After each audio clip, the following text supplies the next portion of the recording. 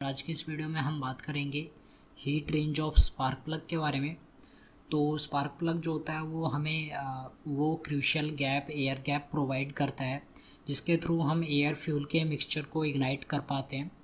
तो आइए समझते हैं पहले स्पार्क प्लग को और फिर हम देखेंगे हीट रेंज क्या होती है स्पार्क प्लग की।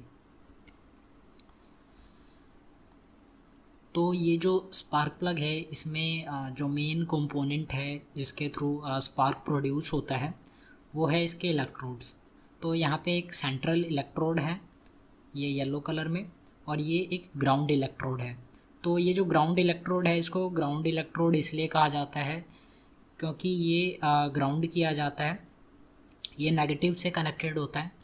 और ये जो सेंट्रल इलेक्ट्रोड है इसमें जो करंट आता है, जो हाई वोल्टेज का ट्रांसफ़र किया जाता है इग्निशन सिस्टम के द्वारा। तो जब सेंट्रल इलेक्ट्रोड से इलेक्ट्रॉन्स का फ़्लो होता है, इलेक्ट्रॉन्स का फ़्लो इधर इस तरफ होता है, इसके बाद यहाँ पे एक एयर गैप आ जाता है। तो इस एयर गैप के थ्रू जब इलेक्ट्रॉन्स जंप करते हैं तो एक स्पार्क प्रोड्यूस होती है, और उस स्पार्क के थ्रू ही जो एयर फ्यूल का मिक्सचर है उस चिंगारी से बर्न हो जाता है। तो जो चिंगारी प्रोड्यूस हुई वो सेंट्रल इलेक्ट्रोड और ग्राउंड इलेक्ट्रोड के बीच में प्रोड्यूस हुई, इसको एयर गैप कहा जाता है। ये जो वाइट कलर में आप गैप देख रहे हैं।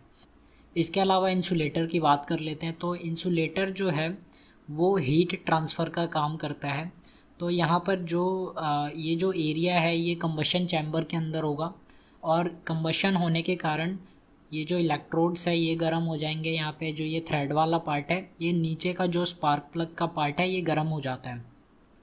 तो ये ज़रूरी होता है कि हीट का ट्रांसफ़र हो ताकि ये बहुत ज़्यादा गर्म ना हो। यूजुअली ये गर्म तो रहेगा ही, पर बहुत ज़्यादा गर्म ना हो, इसके लिए हीट ट्रांसफ़र करना पड़ता है कूलिंग सिस्टम को।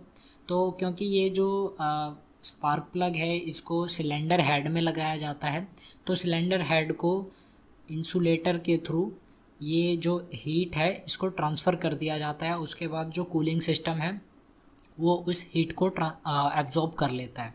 तो ये काम हो गया इंसुलेटर का। अब आते हैं हीट रेंज पे। तो हमारे पास दो टाइप के स्पार्क प्लग्स होते हैं, हॉट स्पार्क प्लग और कोल्ड स्पार्क प्लग। तो ये जो एक स्पार्क प्लग के फिगर देख सकते हैं, ये वाला जो एरिया है ये पूरा ही कंबशन चैम्बर में होता है, और यहाँ पे जो हीट है वो डेवलप होता है। तो ये हीट ट्रांसफ़र करने का काम, जैसा कि हमने बात किया था, इंसुलेटर का होता है।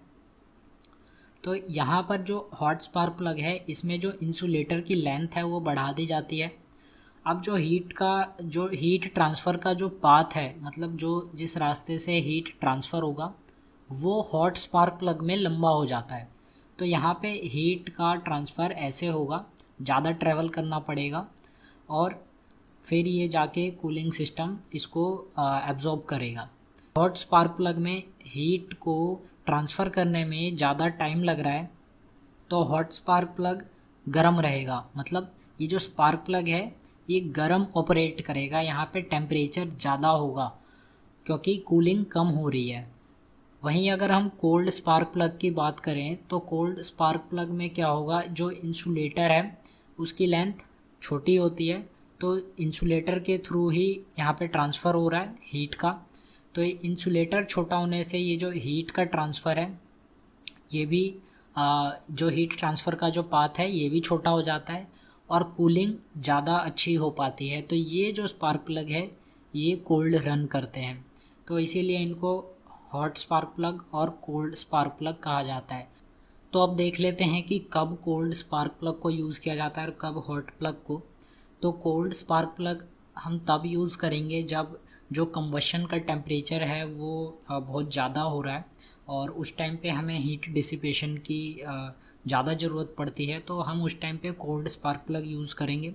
जैसे कुछ टर्बोचार्ज जो इंजन्स होंगे उसमें हीट डिसिपेशन की ज़रूरत पड़ती है, ज़्यादा कूलिंग की ज़रूरत पड़ती है, तो वहाँ पे कोल्ड प्लग का यूज़ होगा, कोल्ड स्पार्क प्लग का यूज़ होगा।